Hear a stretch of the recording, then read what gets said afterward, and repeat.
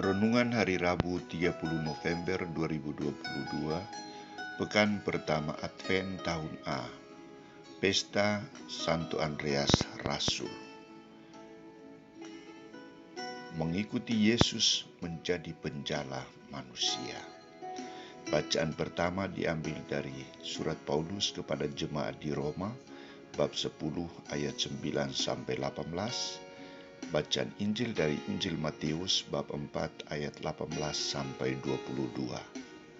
Saudara-saudariku terkasih, dalam perjalanan misi Allah, Yesus tidak bekerja seorang diri. Ia membutuhkan teman kerja, teman perjalanan, teman misi. Kriteria yang digunakan Yesus tentu ditentukan oleh Yesus dan dengan persetujuan dari Allah sendiri. Dalam perjalanan, Yesus menyusur pantai Danau Genesaret. Daya pikat Yesus terarah kepada orang-orang yang sedang membereskan jala mereka di pantai itu. Ia pertama kali mengarahkan pandangan kepada dua orang bersaudara, Simon dan Andreas. Ia memanggil dua orang bersaudara itu. Ia tidak berpikir bagaimana tanggapan dan reaksi mereka. Ia tidak memikirkan bagaimana protes kaum keluarga mereka. Rupanya Yesus sudah membaca kedalaman hati kedua bersaudara ini, maka ia tidak ragu, ia tidak segan untuk memanggil mereka. Tujuan panggilan terhadap kedua bersaudara ini adalah untuk menjadikan mereka bukan lagi penjala ikan, tetapi penjala manusia, pelayan manusia. Mari, ikutlah aku dan kamu akan kujadikan penjala manusia. Saudara-saudariku terkasih, inisiatif panggilan muncul dari Yesus sendiri. Ia menghendaki kedua murid itu. Ia melihat bahwa mereka sungguh-sungguh orang yang baik, orang yang tidak bimbang dan ragu dengan panggilan itu. Ia yakin bahwa mereka tidak segan-segan untuk meninggalkan pekerjaan mereka.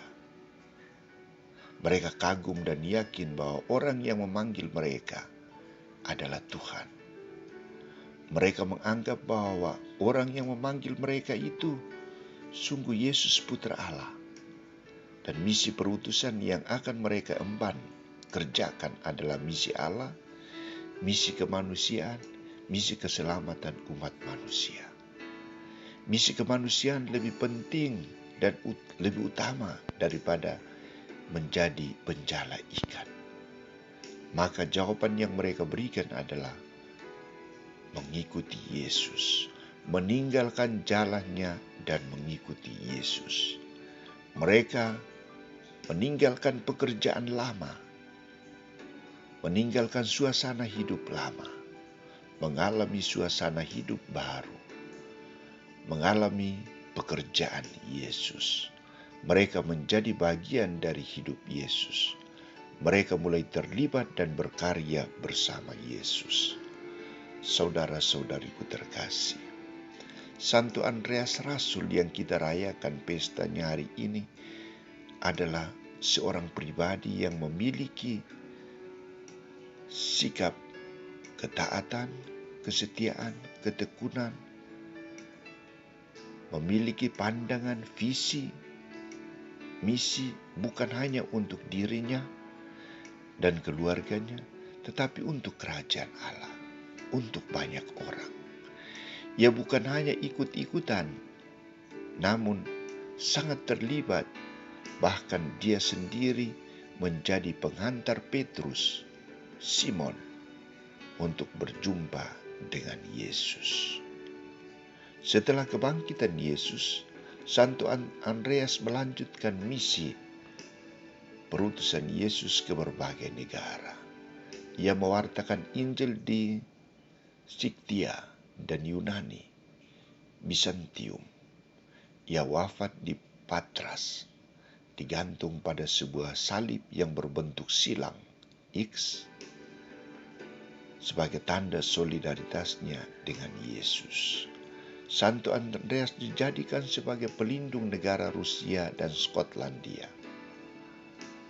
Atas jasa semuanya ini, semoga doa dan teladan Santo Andreas mendorong dan menyemangati kita untuk terus-menerus melanjutkan misi Yesus, bukan menjadi penjala ikan, tetapi menjadi penjala manusia. Santo Andreas, doakanlah kami.